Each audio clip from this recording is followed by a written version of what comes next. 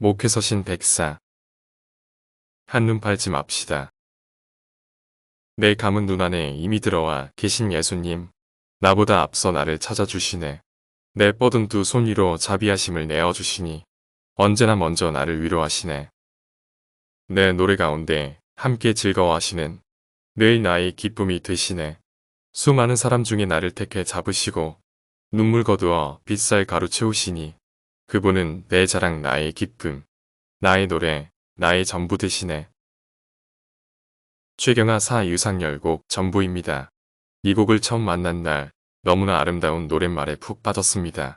꽤 오랜 시간이 지났지만 지금도 이 곡을 흥얼거릴 때면 가슴이 뜁니다. 조용히 눈을 감고 노래하면 예수님께서 내 감은 눈에 보이는 듯합니다. 예수님을 향한 아름다운 사랑의 노래가 늘 나의 노래가 되길 원합니다.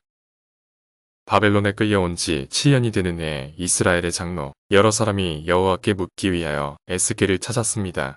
그러나 그들은 하나님의 뜻을 알고자 하는 것이 아니라 자신들의 미래를 알고 싶었을 뿐입니다. 자기 죄를 보지 못한 채 미래만을 알고 싶어하는 이들에게 하나님께서는 묻기를 용납하지 않으셨습니다. 오히려 하나님께서는 그들에게 미래가 아닌 과거를 보게 하십니다. 미래는 하나님의 손에 감춰진 신비이지만 과거는 이미 드러난 역사입니다. 해 아래 새 것이 없고 이 땅의 역사는 늘 반복됩니다. 과거의 역사에서 배워 현재를 다르게 사는 사람의 미래는 달라질 수 있습니다. 그러나 자기 변화 없이 자신의 미래를 바꾸려는 마음 꼭 우상 숭배자의 마음으로 하나님께 묻는 이들에게 하나님께서는 그들의 조상들의 가증한 일을 알게 하셨습니다.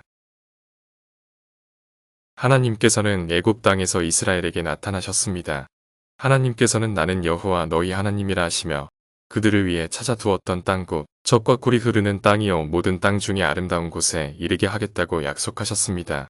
더불어 눈을 끄는 가증한 것을 각기 버리고 애굽의 우상으로 말미암아 스스로 더럽히지 말라고 말씀하셨습니다.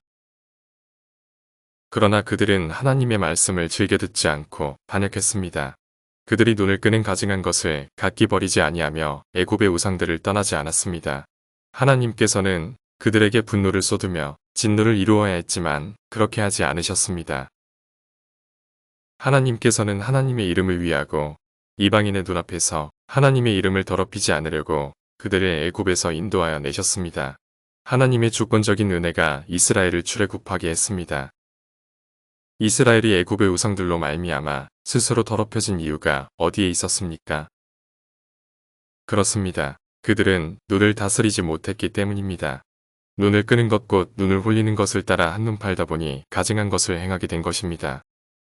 내 몸의 등불은 눈이라 내 눈이 성하면 온몸이 밝을 것이요 만일 나쁘면 내 몸도 어두우리라는 예수님의 말씀처럼 눈이 순전하면 삶이 밝고 눈이 나쁘면 삶이 어둡습니다.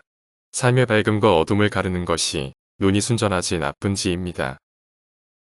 여자가 그 나무를 본즉 먹음직도 하고 보암직도 하고 지혜롭게 할 만큼 탐스럽기도 했습니다. 이것이 죄의 시작입니다.